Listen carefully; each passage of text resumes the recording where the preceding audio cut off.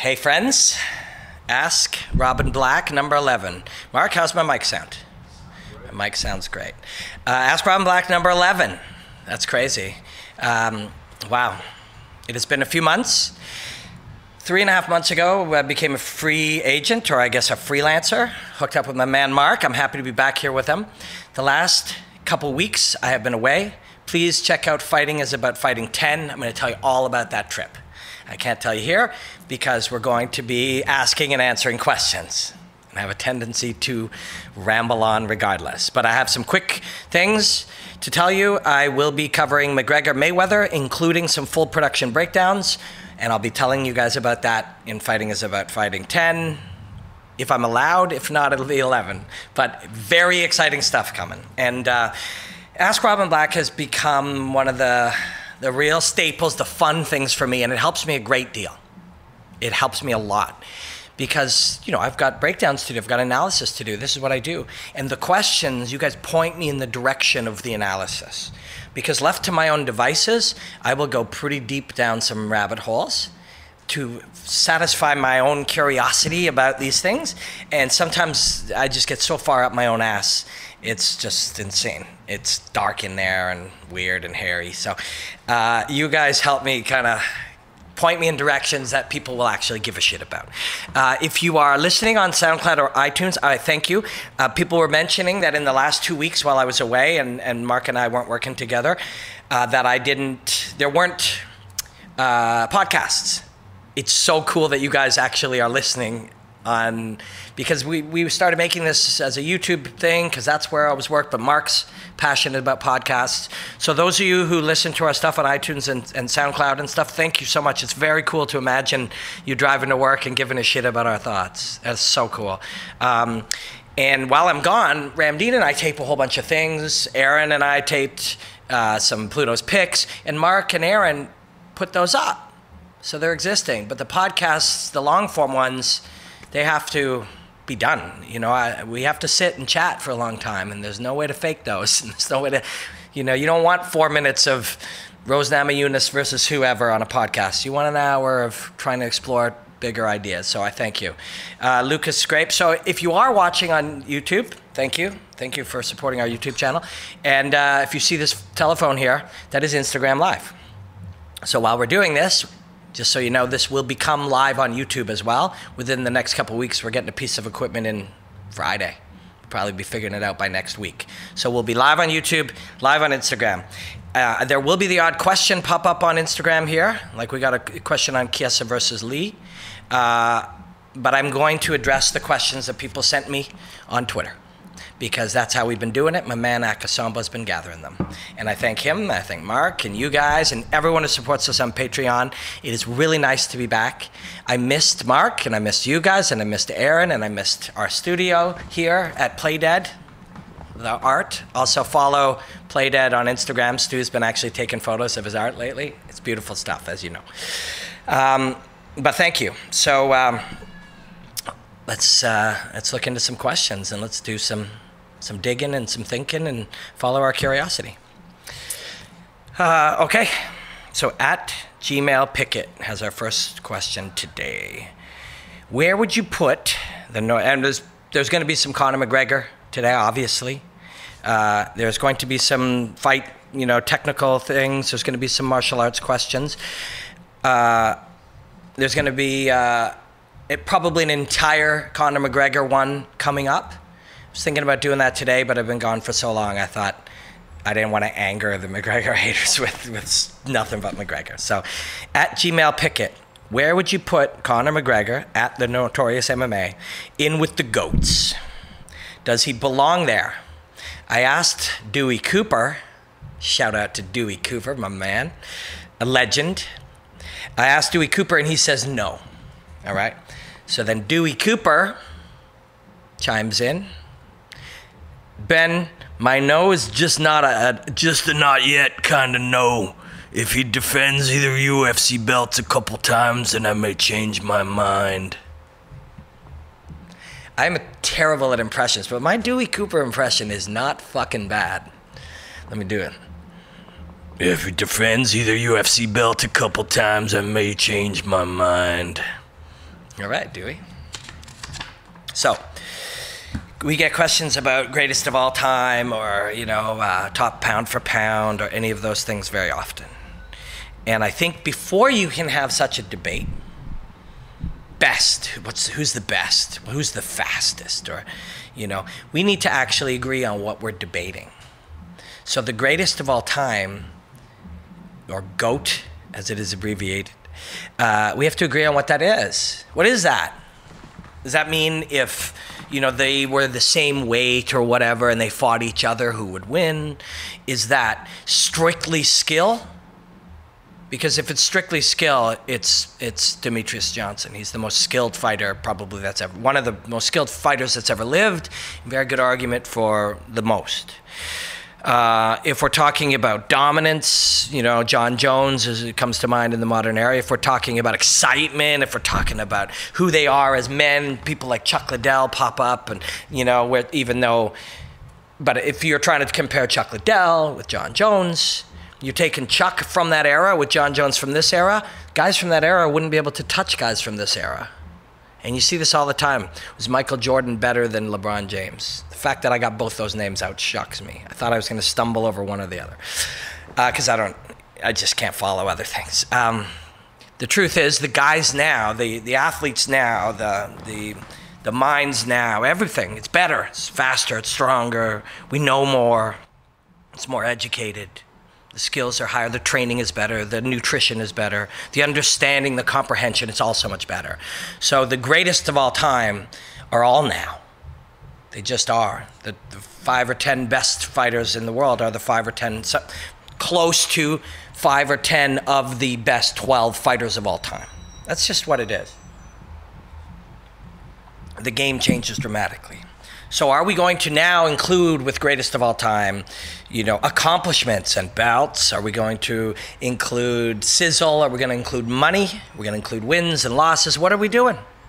So it becomes a nearly impossible conversation because as you argue with each other, you're both right sometimes. It's like, no, man, Demetrius Johnson is the greatest of all time. And somebody else is like, no, it's Chuck Liddell. But one is talking about influence, Chuck Liddell, and the other is talking about technical skill and the ability to express it, Demetrius Johnson. They're both right. But they're not arguing even. It's, apples and chainsaws. Like, it's just, you're not arguing the same things. So depending on what we're going to talk about, if we're going to attempt to put Conor McGregor in there, I'm a massive fan of Conor McGregor. I'm a massive fan of the risks. I'm a massive fan of putting himself out there. I'm the incredible fan of watching somebody grow and achieve and try and succeed and occasionally fail and come back from that failure, use it, learn from it. These are all fundamental beliefs I have about life.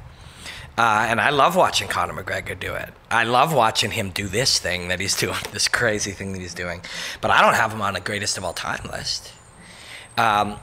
Jump me ahead 4 or 5 years, whatever happens with this fight. I mean, we're going to talk about it a little later, but can you imagine if somehow he won? And don't tell me it's impossible. Because as soon as you believe it's impossible for you. It's impossible. Do you want to be, do you want to be an astronaut? Do you? Okay, let's say you did. And you're like, yeah, I do, but it's impossible. Guaranteed it's impossible now. It is impossible. You're not going to accidentally become an astronaut. The choices you make in life are going to be with the truth that it is impossible. McGregor believes things are possible. And when you bring it up, and I said that today, I was on Twitter and I said, I can't remember the exact thing I said, but I said that for a lot of people, the reason they hate this man and people like him is because they fear that there's a possibility that they are the personification. They are evidence that our lives and our destinies are in our own hands. They remind you of the possibility. What if it's possible that everything I'm doing, everywhere I go, every relationship I have, my job, my health, all of those things are within my control. And I'm not speaking for myself, but for somebody else, I hate my job, or I hate where I live, or it's not fair, or any of those things. If you were to if we had undeniable evidence that this was within your control, the blame would be on you. And for a lot of people, Conor McGregor represents that possibility. That possibility. What if it is possible that you can take control of your life? The fucking guy was on welfare 4 years ago. Do you see what I'm getting at? 4 years ago, he sat around with his friends and his girlfriend or wife, whatever she was. What's her name? Do you remember? Dee Devlin? Yeah. And he was sitting around saying, nah, Dee, you don't understand. See, my accents are terrible, with the exception of my Dewey Cooper accent, which all of a sudden right there started sounding like Sling Blade a little bit. A little mustard, some call it a Sling Blade, I call it a Kaiser Blade. So yeah, I'm getting them fucked up a little. But yeah, he's sitting around going, Dee, like, I'm going to be the richest and the most successful and the most famous, and I'm going to be a 2-division champion, and we're going to change the universe. And she was like, oh, Conor, I believe you. And she might have believed him. And there are many others like this. You know, go back and watch Arnold Schwarzenegger's documentaries. You see similarities. Does it mean we're all capable of it? It means we all may be on some small level. You know? We all want to be, you know, something. Rich or famous or strong or, you know, married to, you know, or have models in love with you, a football star, whatever it is. We all have dreams. But some people manifest them. Is it a fluke? And so we can't deny that. I don't know how I got here from goats, but we can't deny that, okay? We can't deny that Arnold Schwarzenegger looked into the camera as he was like doing whatever his crazy fucking thing. Nobody liked bodybuilding. Like if you see those old bodybuilding shows, it was like a bunch of old men in a tent somewhere with a couple of people like freaking out, like in an unhealthy way. If you see the footage, you're like, why is that guy so into this? Or why is she so into this? Or why is this family so obsessed with bodybuilding? It was weird, right? Now it's normal. He made it. He made bodybuilding. Arnold Schwarzenegger took bodybuilding from a tiny thing and he dragged it up with him. He made that happen. He didn't go and say, you know, well, if only bodybuilding was bigger, you know, maybe I'd have a shot. He's like, fuck it, I'll drag it with me. People do this. Right? That's what this guy's doing. So all of that is fascinating. I endorse and cheer for that.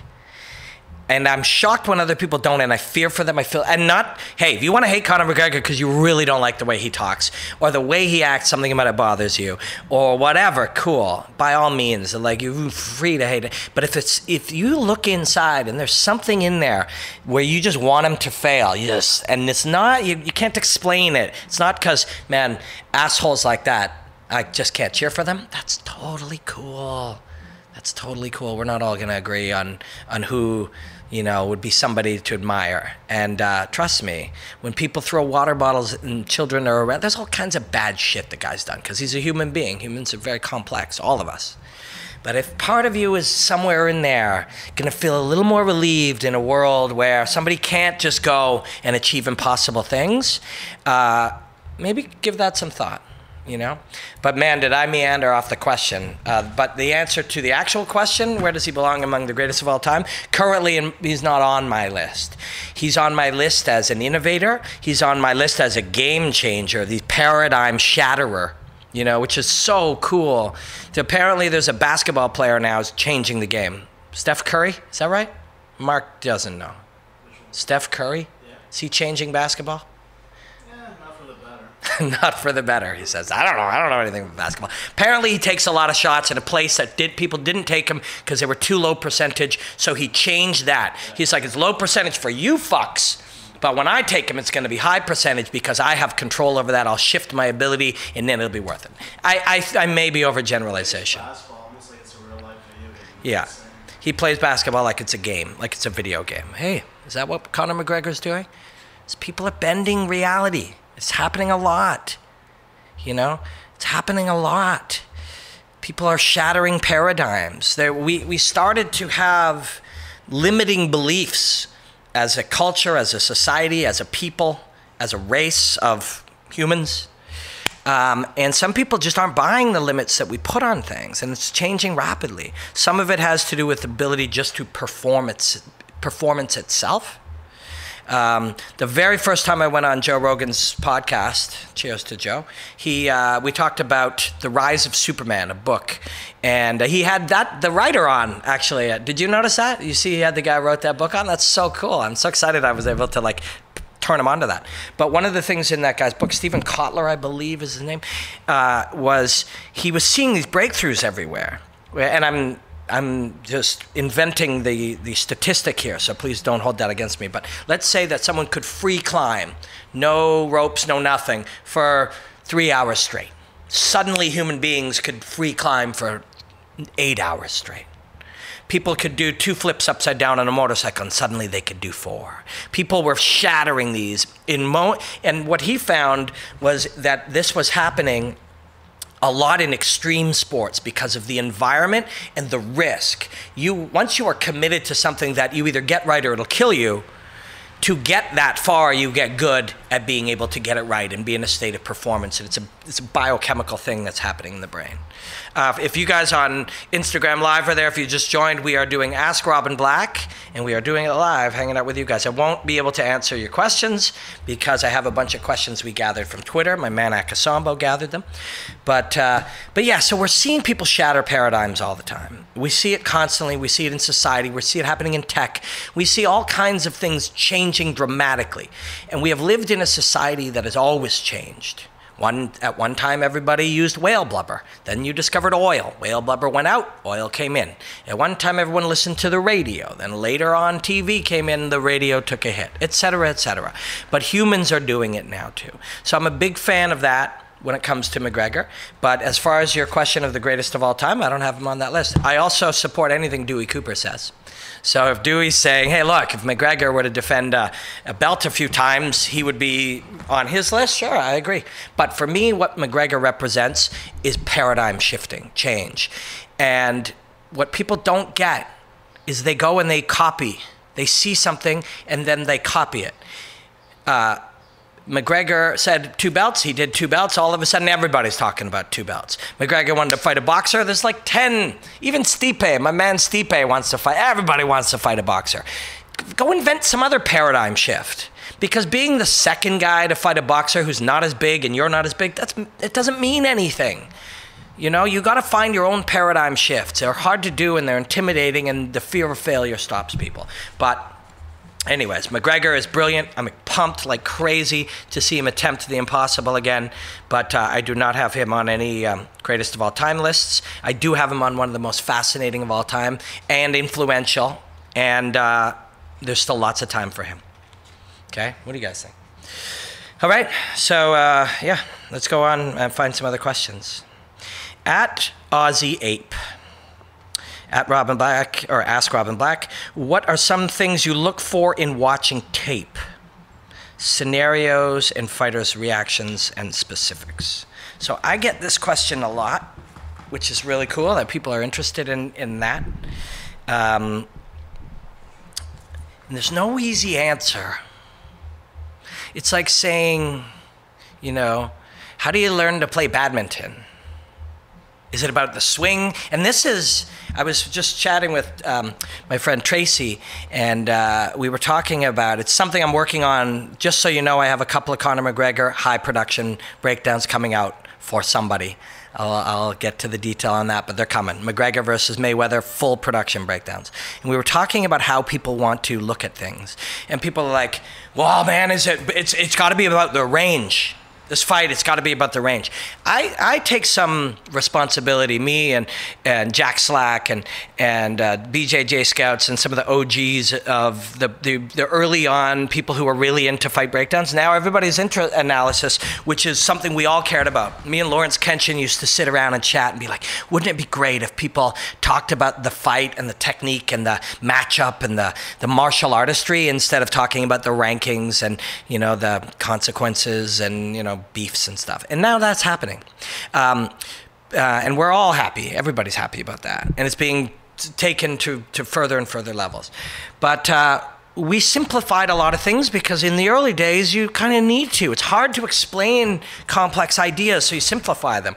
You know, I remember the first time I was talking about distance management was McGregor when he was getting ready to fight Chad Mendes. And I was like, the key to McGregor is distance management, keep you out on the outside, the flim-flam to get you stressed out, and then he drills you with the Celtic cross. That's probably going to be between 2 and 3 years ago now. But this is it. This is how you break down a fight. He manages the range on the outside. He uses the flim-flam to stress you out, and then he drills you with the Celtic cross. That was true in the basics of looking at it. You'd see him slide out there, and he'd be fighting at a distance different than most people fought at. Most people kind of walked in and agreed to fight on the inside. Then he stressed you out with sort of things you didn't understand, which I called the flim-flam, and then he lined up his left hand. But there's so fucking much more going on to it than that. And on some level, as much as you want to be able to get ideas out there and stuff, we now need to do much better than that. And so whatever role I played in trying to, or people like me, or the us of people who contributed that type of analysis in there, we need to go further now.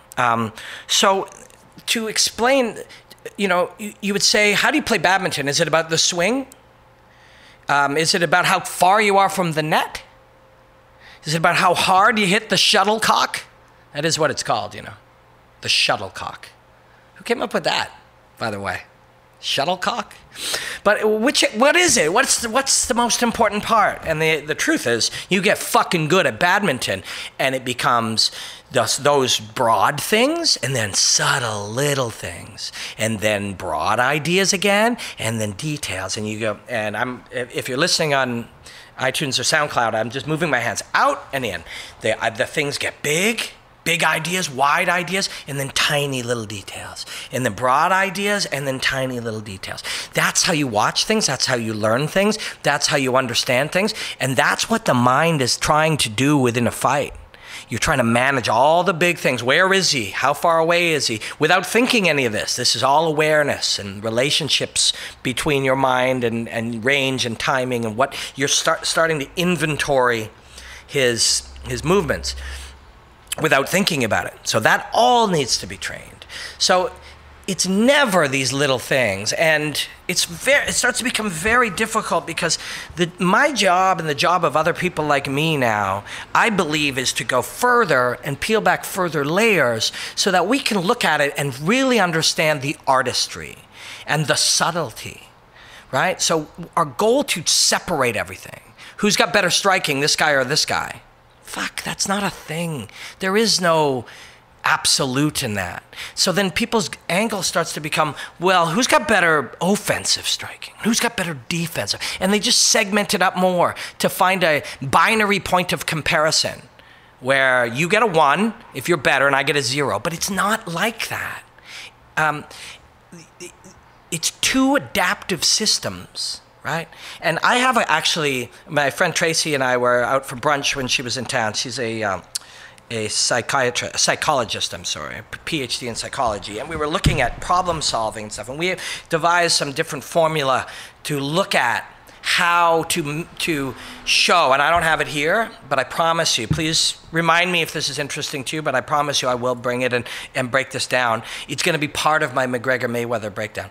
But all of the variables and the way they line up, and even when we break down all of the ingredients for you to perform well in a fight, it in no way, when we look at that formula, the reality of the ingredients of what it takes, that in no way factors in your opponent.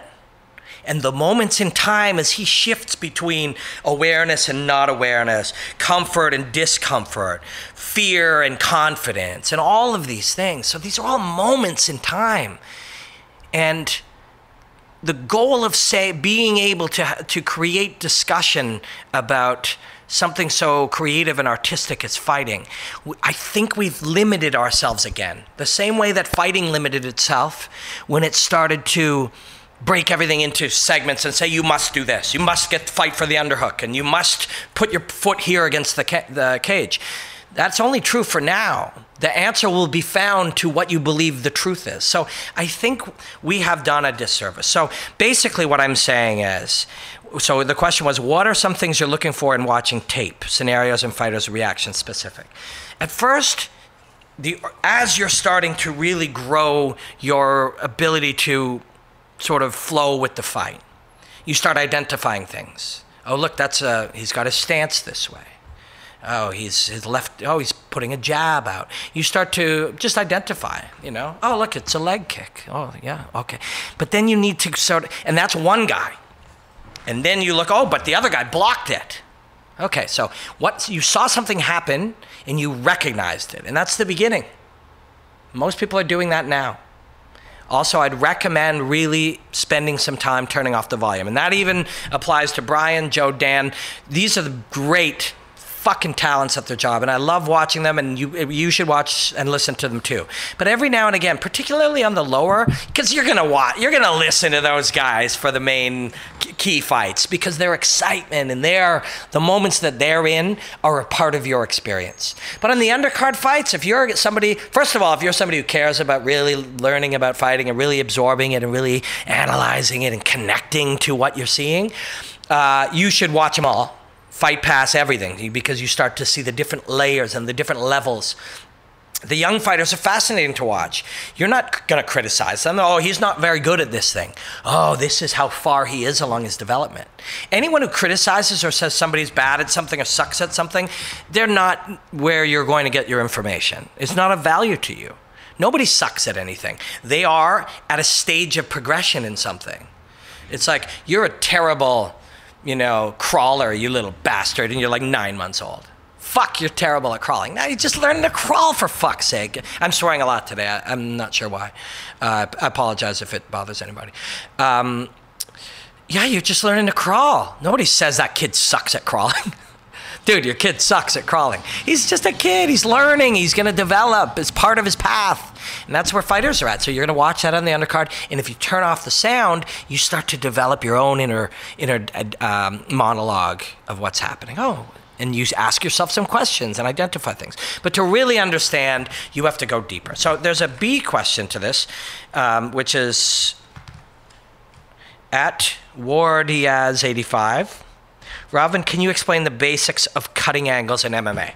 Now, the reason I tried to connect these two when I saw them is the first question is, what are some of the things you're looking for in watching tape? That would be like, first layer. Well, I'm looking for distance, and I'm looking for timing, and I'm looking for rhythm, and I'm looking for what range they're using, and I'm looking for feints, and I'm looking how they cut angles. Okay. If you do that, you've compartmentalized a lot of things that have real, true push-pull relationships, and that's the same thing in the world. If you go, well, I have a good relationship with my wife, and I'm close with some friends, and my job is cool. All those connect. How your job works affects your relationship with your friends. How your relationship with your friends, how tired you are from last night affects your relationship with your wife. Everything is connected. And it's the same thing when I say distance or timing or head movement, and I just start categorizing. I'm not really telling you anything. Certainly nothing that's going... It's a very early stage of talking. So then the next one, what we often do, is as we've separated those, then we go into, well, what does that mean?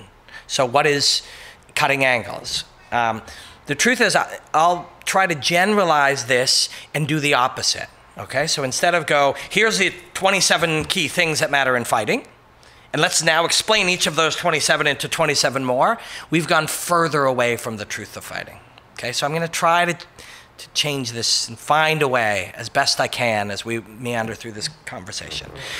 So what are we talking about when we say somebody cuts angles? Okay, that's a term that broadcasters use. That's a term that, that fighters, when they're tasked with talking about the fight before the fight, he cuts angles well.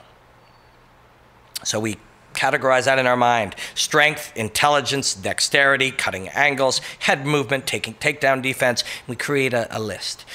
Again, this is all artificial. This is not what's actually going on. The reason I'm sitting funny, if you're noticing, is my back is a little sore. So that's not really how you're looking at it. You're trying to gather enough information that you can release those things and feel what the fight actually is. So when we look at what people are saying, what they are describing when they use the term cutting angles, is if I see you in front of me, I'm going to use my coffee cup. So if you're listening at home, I'm moving my coffee cup towards the camera. As I move my coffee cup directly towards the camera and away from the camera, that is a direct line towards you. If I step out to this side, Mark, I don't know if you can see there. Do you see that camera in there? Yeah. Okay. From there, just gently turn that camera towards till it's dead on the thing, and then gently turn it back. So as I'm over here, Mark needs to do this. Okay? So he's looking directly at Joe Rogan's face on that. As he's there, if I can, I will move here. Tell me when you can no longer see it. Don't move yet. This all happens very quickly. So he's here. Can you no longer see it? So now what happens? He can't see me. I punch him in the side of the face. That's what Michael Bisping is doing when he lands on Luke Rockhold. So he goes back. So that's essentially what we're using. The term cutting angles is meant to sound smart, or it sound punchy, or sound interesting, or become a thing. But really all it is I pass all the way out. If you chase me, I'll pop the other side. You might chase then as well. I'll pop the other way or that way again. Basically, and I'll either pivot or step, or jump. There's a number of different tools that we can use with our feet. Sometimes both our feet are in a line or staggered, and you'll move the forward one and drag the back one. Other times people move the back one, disguise it in space, and then move the forward one. Sometimes you'll step out and then you'll pivot. Sometimes you'll step out and you won't pivot. Sometimes you'll dance to one side and spring back to the other while I've got Mark's camera over here. So that's what I did there. We bounced to this side, the camera followed. When we went back there, we were in the blind spot. All of those things, and there's 27 different tools, reasons, purposes we might be doing it. We could be doing it to fake you. We could be doing it to camouflage the fact that we're changing distance, so we're going to land an elbow, all of those things. But when we say cutting angles, we no longer have to dig into the why, the how, which is what we're trying to do here. Cutting angles becomes a catch-all term that means anytime TJ Dillashaw moves out on a thing, we can just say TJ's the fucking best at cutting angles. And we've stopped learning. We've stopped teaching. We've stopped sharing. We've stopped following our curiosity. We just say TJ Dillashaw cuts angles, and with the best in the game, he's got knockout power in both hands, and you know this fight's gonna be fireworks. And then we're done. We're done. We can go, and if I can see how many Instagram followers we gained, and boom, we're done. Okay, so all of these terms, these words, this verbiage, it's limiting. I love that you even asked this question. I really do. Because what you're basically saying is, I hear people say this all the time, and I have a general idea of what it means, but what does it really mean?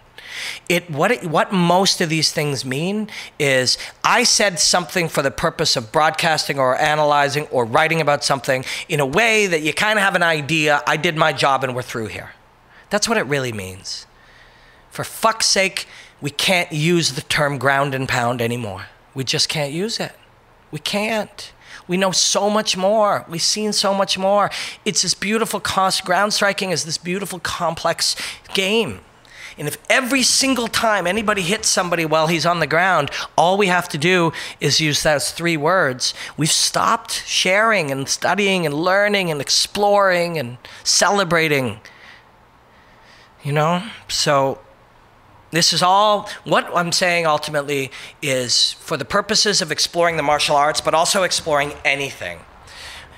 One of our limiting factors that we get to is language itself. We get to a point where language itself and the ritualistic use of words is our limit. You know? We do it all the time. And so you start thinking about that. What do you do? If you really desperately have something else you want to communicate, what can you do? And the answer is fucking work. Sorry, I really am swearing a lot today. I'm just excited. I'm excited to be back. But you work, you dig. You can explore language. Explore cadence and verbiage. Explore vocabulary. Read. Get new ideas. Because you just can't say he's cutting angles, he got the takedown, now he's dishing out some ground and pound. The OGs can say that. They can say that all they want. Mike Goldberg can say the shit out of that on Bellator this weekend. Moro can say it too. But the rest of us, if we're young and eager and excited, the truth is, the audience 7 years ago, Moro or Mike or whoever, the things they were saying were teaching you things. Now the audience knows a lot. The audience knows a lot. A lot more than we give them credit for. A lot more. And not just about fighting, but about concepts and ideas and change, you know? It's our job to go further. I get a lot of kind things from people. I get a lot of people going, you're just talking shit. You don't know what you're talking about. You're an idiot. That's cool. I'm not for you. But I get a lot of other people that comment on the idea that I'm provoked something, or, you know, or people just say nice things to me. Because maybe it's okay to dig a little deeper. Maybe it's okay to peel a little further. The further isn't, you know, finding the detail necessarily of how the checking of the kick. I don't think anybody, you know, the average person, I don't know if they're yet ready to go 2 steps deeper in the dynamic of the technique itself. Also, I don't know if that shit actually matters. Conor McGregor, on the off chance that he has a way, if we woke up on Sunday morning and the world had changed and somehow he had won, he's not winning it because he somehow has the key to the distance management of Floyd Mayweather. You know?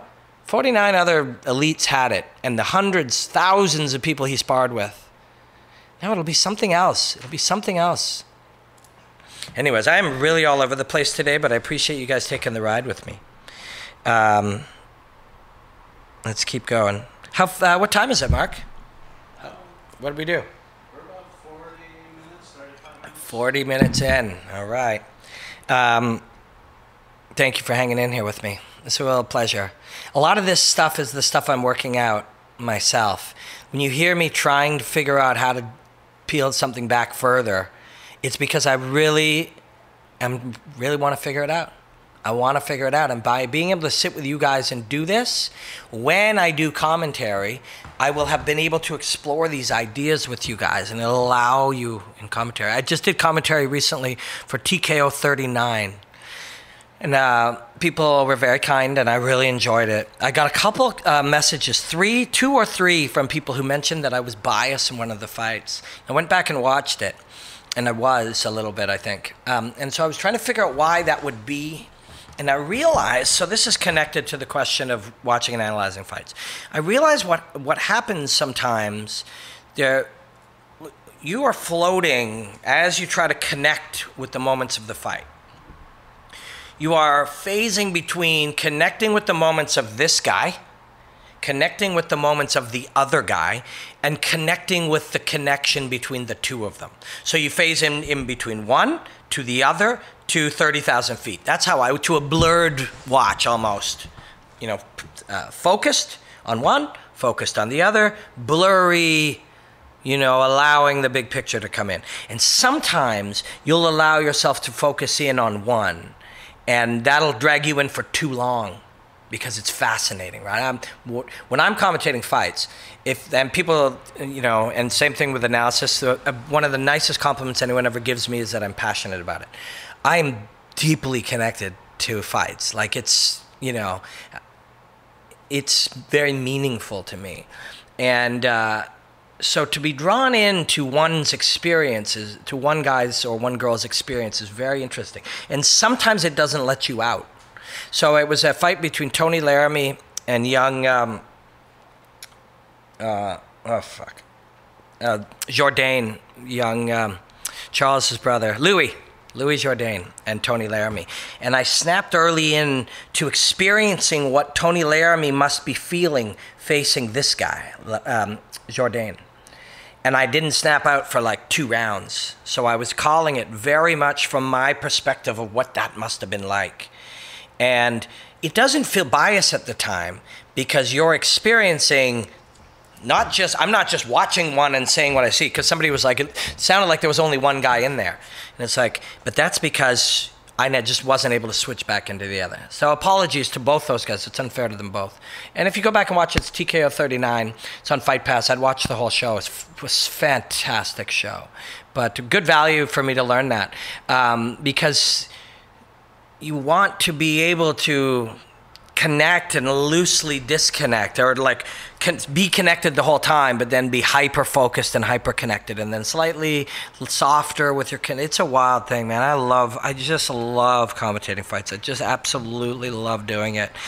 It's such an incredible pleasure. Let's take, so I've got two here. I'm going to answer the second one because I have a feeling it'll be long. I'll answer this one a touch, and then I'll throw it over to Ramdeen, and we'll do it. At Matt Thompson 611. Love your work. Been watching every video. Thanks, man. That's so cool. Would love to hear your thoughts on Lawler, Cerrone, and Overeem Verdum. Crazy fights. Crazy fights indeed, man. Crazy, crazy, crazy fights. So much going on in those. Lawler, Cerrone, obviously, you think of their ferocity, but both of these guys, once they, and I'm talking about connecting to the fight as viewers and as a commentator or as a fan or as a viewer or whatever, the connection that Lawler and Cerrone have to the moment, they connect to the moment of fights. When they are against each other, if they get into even halfway through round one and it just starts to happen and they're really truly in that thing, it's going to be insane. Ramdeen and I will talk a lot about it. And then Overeem Verdum, some of the generalizations we talk about fragmenting. I hope nobody minds. I'm going to sit back. My back's bothering me. Bring this mic with me. How's it sound, Mark? Okay. And bring this mic back here with me. People will often talk about, this guy's a striker and this guy's a grappler or whatever. And everybody's in everything and everybody moves at everything. But when you started out as a specialist, you just have a deeper ability to express that stuff. It's in you. It's part of you. And obviously Overeem, as a kickboxer, as a high-level kickboxer, that is just a part of who he is. What I find so interesting about these guys is you can see that natural, true nature of what they do. And it's not just like Verdum is the greatest grappler in the heavyweight division. It's that he is that. Do you know what I mean? For some people, just the things that they do are so natural. I mean, Overeem probably... You ever brush your teeth and you just kind of forget you're brushing your teeth? You know what I mean? All your life you've been brushing your teeth. Every day or a couple times a day. You're 50 years old. You've been doing it 360 of those, 350 days a year. If it's 15 days, you're just tired of camping or something. So it's 350 days. For 10 years, that's 3,500. For 50 years, that is 15,000 plus 20, 17,500. And I could be way off. I think it's 17,500. Brushing your teeth every day. You don't even think about it. It's just happening, right? That's how Verdum does jiu-jitsu. That's how Verdum grapples. That's what happens when Verdum is connected to another man's body. He just does it.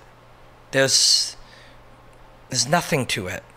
It's the way that singers sing, They open their mouth and they sing, and that's it. That's what Verdum does when he's connected to another man's body. And that's how Overeem moves around in space when he has 8 weapons that he's trying to bludgeon you with while making sure that you can't touch him. He does get touched, obviously, but that's the goal. It's just what they are. You know what I mean? Even that, when I'm talking about language and really truly trying to find words, because I'm not satisfied with saying, well, this guy's the best grappler and he's the best striker. It's a contrast to styles. I'm not satisfied with that. I was satisfied with that 8 years ago because it was fascinating to me. But now we need to know what that means. What does it mean to be the best grappler in the division? Well, if you're in his guard, you're in trouble. Or, if he gets a hold of you, it's curtains. What does that fucking mean? Do you know what I mean? What does it mean?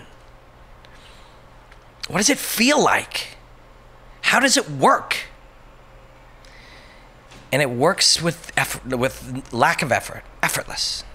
He just does it. That's what it is to be truly great at something, is it just happens. And that's what happens when you're on the feet with Overeem. And that is what happens when you're being held and manipulated by Verdum.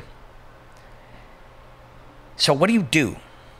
Well, you train and you raise that level and you get better and you find little outs Okay, I can't be on the ground with Verdum, but if I'm really good at this particular way of stopping him from getting to my hips or my back, okay, great. I'm really good at hurting him coming in. Verdum, on the other hand, is like, he's got to get really good at getting a hold of you. So you find the doorway to the thing you do well. But then these guys change too. They change a lot. And the game changes. Once upon a time, 10 years ago, similar dynamic, but 10 years ago skills, the grappler wins these so often because the ability to get the fight to the ground was, the skill at doing that was above the median skill of stopping that, preventing that, staying on the feet. But that changed a lot. It changed a lot. You know, we made the mistake, the game itself made the mistake as it meandered through its evolution. It made the mistake of saying, well, when he grabs me, I've got to learn to defend takedowns. Well, defend takedowns. I mean, this guy has a goal. He's better at it. And I have a goal. I'm less good at it. So they learned instead, don't let him touch you. That's a game, the striker. That's a game, the open field player. That's the game, the kickboxer. That's the game, the guy who wants it on the feet. That's a game he can improve and win because that's still out here where he's the best. And so that's what they got good at, and that's what Overeem's become good at.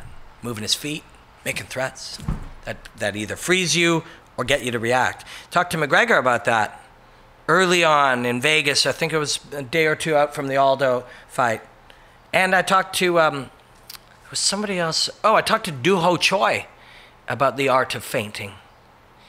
And when I feint at you, I'll get a reaction. Cool, I know the reaction. Or I'll get no reaction. And no reaction is a reaction, right? Your reaction is to stay still, or to stay stable, or to override your ability to react, or you just don't even register my feint. Oh, great, the next time it's real. Or is it? Maybe you're faking me. And that game goes. And that's what Overeem has become a master of.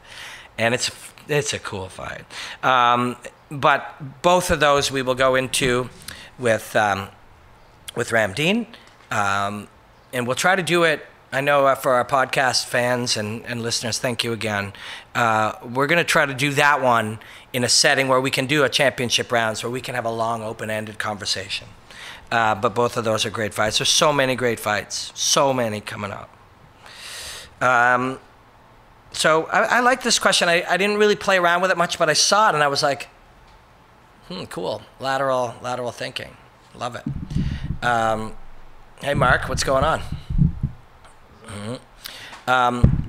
So I love this. Akasambo. Akasambo is our friend, and he is the Ask Robin Black gatherer, whisperer.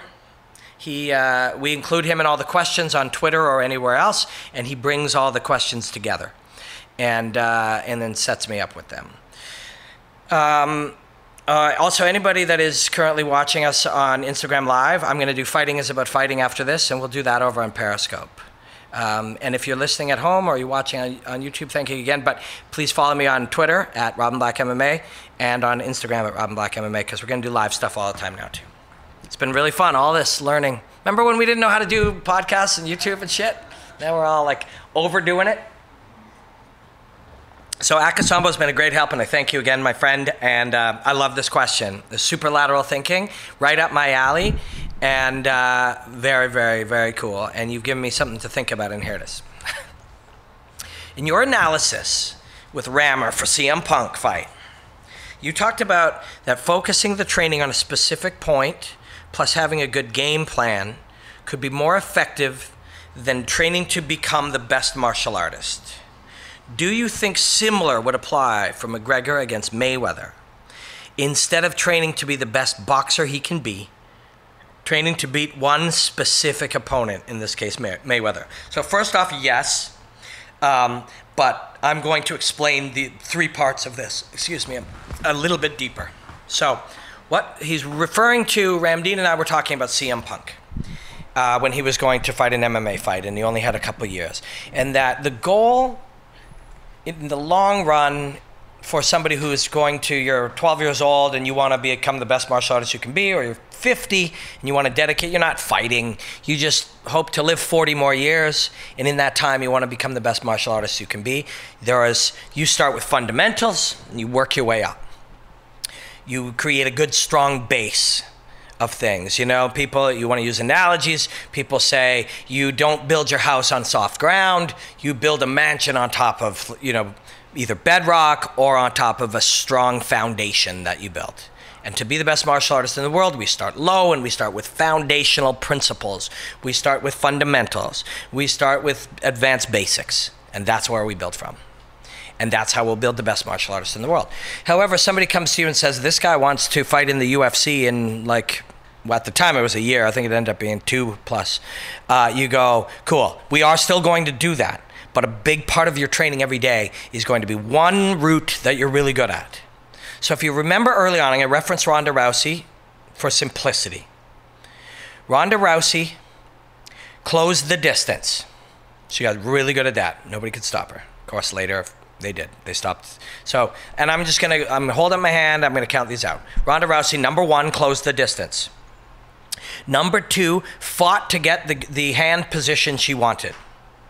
Number 3, executed her throw or some combination of chaining them together until she got her throw. Number 4, took a good position on the ground. And number 5, armbarred you. Within each of those, there were other steps. But that's what she did. She closed the distance. She fought for position. She got the throw, then she fought for position, and then she armbarred you. 5 ingredients. Oversimplifying, and I know we talked earlier about how that doesn't give us the long-term goal, but in this case, that's the very thing we're talking about. Not what's best for you long-term as a martial artist, but what's best for you to win. That's what Ronda did. So eventually people stopped her at step 1. Step 1, close the distance. That's how you beat Ronda Rousey. You stop her at step 1. That's what Holly did. Stopped her at step 1. Every now and again she'd close the distance, so stopped her at step 2, fighting for control to get the throw. Then you go back to step 1 and you beat her up again, right? So CM Punk, when fighting in MMA, whatever okay, man, this guy's getting pretty good at blank. I don't know what he's good at, but I'm sure there's something. Man, this guy's fantastic at the rear naked choke. Okay, step 1, close the distance. Step 2, that push to the fence. Step 3, that one takedown, that one that never fails, create a never fails takedown. Step 4, go to work to the back, and step 5, the choke. I know it, ultra simplification. But we don't need him to be good at everything. We need him to be good at some things that he can try to be great at, because we can't make him great at everything. We don't have enough time. Okay, so that's what we were saying early on would be a nice approach, is maybe 50% of, or 40%, or 68% or 73% of the time is worked on making him the best martial artist possible, and then some chunk is just there making that one route, you know, close the distance, you get stopped, you become good at overcoming the stopping of that.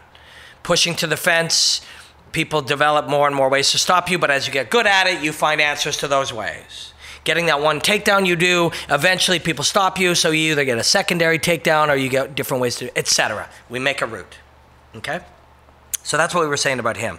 Do you think a similar idea, concept, etc. would apply to McGregor against Mayweather? Instead of training to be the best boxer he can be, training to beat one specific opponent. Well, when the fight was announced, he had about 10 weeks. In 10 weeks, you can't become any better of a boxer. Not really. You know. 1 or 2% better. You get better at 1 or 2 things. You get sharper, you get fitter, you get, you know, you get more, you get your grooves greased, you develop speed, and you get aware, and you get, you know, your reflex, all those things develop. But just being a better boxer. And we started this 6 months ago, I'm sure, in secret, you know, while his baby was being born and he was taking time off, sure. But you can't become the best boxer in the world in 10 weeks or 6 months or whatever. You can't even become the 100th best boxer in the world in that time. So we're not training to be the best boxer in the world. We are training to beat Floyd Mayweather, okay? So we look at what is that? What is that? Oh, shit. he's the best boxer in the world. Best defensive boxer, I've got quotes up right now, or best, most dominant, or untouchable, or just the best, the greatest. Who knows? Who knows what you want to, it's up to you, how you want to describe that. This is your language, your options, right? So now that's a big, tough test. So do we, this paused and stopped, but that's okay. So instead of training to be the best boxer, we can be training to beat one specific opponent, in this case Mayweather. Yes, that's what we have to do. But we can't do that either. We can't train to beat Floyd Mayweather. So instead of training to beat one specific opponent, Floyd Mayweather, which seems impossible, we train to beat a few specific situations, a few specific exchanges, to be able to beat a few specific traits of his. We're not going to win at everything. Impossible, I don't care.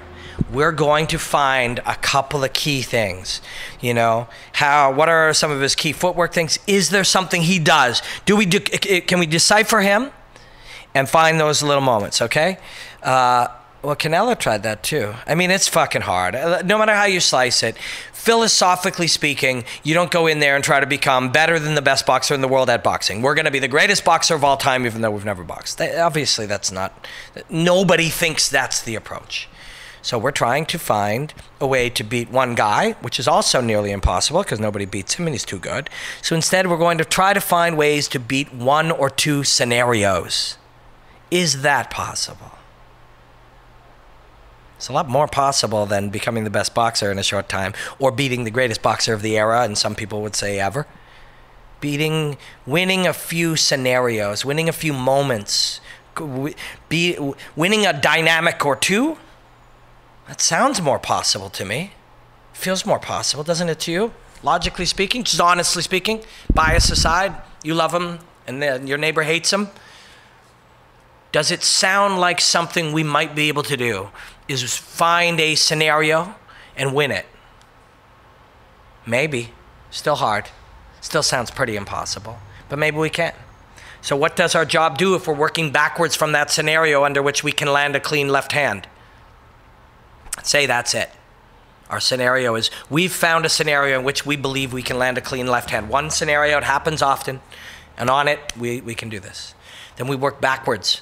So Ronda's backwards was arm bar. From there was position. Backwards was throw. Backwards was the proper grips or control position. Back there was close the distance. From McGregor's, it's land our left hand. Then we work backwards. We go back to, that happens under only this scenario. The next step back is, how do we create this scenario? So if we really have one chance, one way to hit this man, that we've discovered and we've worked on and we've concentrated on, now we need that scenario to happen. We could just hope for it to happen. Or the next layer, the next step, working back, is find a way to create it to happen. And behind that one is make a scenario where Floyd believes it will work. Do you know what I mean? Do you hear what I'm saying? You work your way back. So our result, land our clean left hand.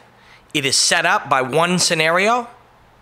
We need that to happen. We make that scenario happen by making Floyd believe it's a good time for that scenario to happen, which we make happen by showing him a flaw, perhaps. I'm just workshopping this. We're going to be workshopping this for 9 weeks. I have breakdowns that I am doing. Again, I'm very happy. Fuck, I'm so happy.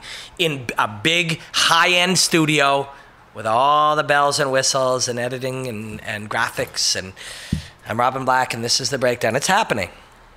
More than one. For McGregor, Mayweather. I'll tell you about it next week, or I'll tell you about whatever I can, and fighting is about fighting. So this is what, Akasamba, my friend, and my other friends, and by all means say I'm crazy. If you just want, listen, if you say, this is impossible, it is impossible for you. If you believe anything in the world is impossible, it is impossible for you. The only way the impossible becomes possible is at least start with the truth, your truth, that it's possible. And that's where McGregor's starting. Okay? Now, Floyd knows it's possible, but he'll be fucking prepared for it. Floyd's not coming in here to lose. Floyd's not coming in here to lose in this insane environment. But is probably impossible. Everything I've studied for the last decade full time and for the rest of my life as somebody who's obsessed with the martial arts, everything I've ever learned says there's no way this guy can do it. It's impossible. But he believes it's possible. Truly believes it. Truly, truly believes it. So it's possible. It's still possible. My small monkey brain doesn't know how it's possible, but his seemingly fully actualized brain believes it is possible. I've said this before. 4 years ago, that man was on welfare. And he said he was going to be a 2-division UFC champion. Then he started saying he was going to be the biggest name in sports. And then he said he was going to be rich. And then he said all these things, and he did them all. This one's just a whole lot bigger because it's asking you to literally fuck with reality. The reality is this guy's too good. You're not good enough. It's asking you to reinvent reality. God damn it. I looked him in the eyes, and he told me he was going to knock out Jose Aldo. When he threw his right hand, he was going to knock him out with his left hand.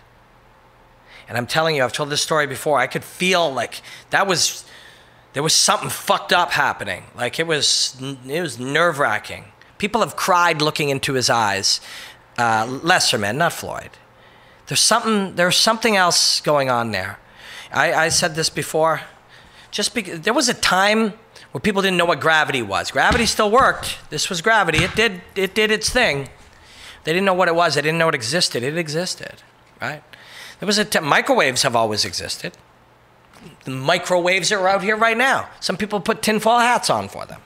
And this is starting to sound a little tinfoil hatty, if I'm going to be honest with myself. But microwaves existed. We just didn't know what they were. Didn't mean they weren't there. They were there, right? This is called unexplained variance. So what if there is something else? What if there's some other thing? Because we think we're real smart in 2017. Nobody's ever been smarter, to our knowledge. But in 2217, if we're still a society that's progressing, or even 2042, we're going to have discovered a whole lot of different things about the brain, a whole lot of different things about people, a whole lot of different things about the energy of the mind. It's going to happen. It happens. We know more about the brain than we knew 4 years ago. Never mind 40. And we'll know a lot more about it 40 years in the future. What if there's some unexplained variance that we're not taking into account? That somehow this motherfucker has found a way to harness. I'm just putting it out there. The boxing people, should they be crazy enough to watch an hour of some weirdo sitting in an art gallery somewhere talking about MMA, will say, look at these idiots. They so want to believe that they're talking about this guy's using the force or some unknown psychic ability. They could be right. They could be right. But something's going on. Something's going on. I am unwilling. I remember talking to Faraz Sahabi the day of or the day before McGregor Mayweather, and I'm like, dude, I looked this man in the eyes. He's going to knock out Aldo. He goes, you think so? I said, it's going to happen. It's going to happen fast. He's just going to buzzsaw right through him. And I know sometimes, I said Cody had no chance against Dominic Cruz. So the fact that you coincidentally, and which is also why I don't make predictions on any regular level, because even when you're right, so what? You predicted 40 things in your life and 23 of them were correct. What does that mean? It doesn't mean anything. But this is different. Something else is happening here. You have to see it to believe it. And the fact that the whole world reacts to this guy. My Twitter feed and wherever is filled. It is filled with people who hate this guy and overly respond to him and freak out about him and are angry, passionately angry about it. And they don't understand that engagement and passion is proof of his influence. How can you not understand that? You are literally using your energy, which you can use all day in any way you want. You can direct it towards anything in the world. And you feel compelled to go on to whatever's going on, you know, and argue with people you don't know out of a blind hatred for another human being that's famous. That's influence. It's massive influence, you know? You gotta see it. How can you not see it? He's influencing everybody. I've been talking about him for a fucking hour. Well, we talked about a few other things. You type his name into something. Type his name into something where you communicate with other people. Facebook or whatever. See what happens. He's influencing us. Right? Dude has, I don't know, probably 80 million Instagram followers. I could be wrong. Could be 20. I don't know. All you got to do is put his name into a thing. And people passionately respond. Some of them will love him passionately, and some of them despise him. That's influence, my friends. You don't want to be angry, freaking out. You don't want to be spending your time on Twitter yelling in caps at people you don't know about how this guy's a fraud. And now Aldo was old, Mendez was off the couch, Eddie Alvarez was over the hill. He's going to get killed by this guy. You know, it was all a push by the UFC. Like, deny, deny, deny, deny, deny. Angrily. You know? Why are you doing that? It's because he's influencing you. So we see that this, in a time of global influence, where the game right now of what is happening, the why you're on Instagram and the why you watch certain things and why your Joe Rogan's podcast will have 6 million views, etc., is because some people have the ability to influence us. This guy influences all of us. He influenced the UFC to give him that. He's influenced fucking Floyd Mayweather to go and make this thing. He's influencing millions of people. He's angrily influencing you at all times. So what if that influence is something? We haven't figured out how to measure yet. We don't know what it is. It's something. It's outside of a range of our small little human brains. So far. We'll know in 10 years or something. Well, what if that's a skill that is developed and worked on? Because he sure influenced Jose Aldo. And he's influenced every opponent that he's faced. Then again, so is Floyd. So we're watching these two massive influencers, and one of them, who doesn't even compete in the thing the other one does, thinks that he can beat him just with this, whatever this unnamed, unexplained variance is. That's fucked up. It's wild. In this fascinating moment in time, some believe, some are angry. Oscar De La Hoya is pissed. Some people, oh, we're not going to watch it. Oh, this is terrible. Oh, he's going to get killed. I can't wait. All of it. But it's influence. I don't know what it is yet. We got 8 weeks to figure it out. And I don't know if we're gonna. But we're going to try. We're going to read some books on it. We're going to dig into some of these things. We're going to go off onto different tangents, and we're going to try to figure out what actually is going on here. And in the end, what might be going on is a guy who doesn't know how to box on a very high level is going to fight the greatest boxer of the era and get murdered.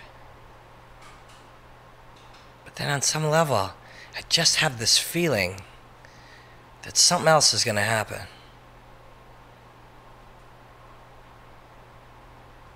We shall see. We got time.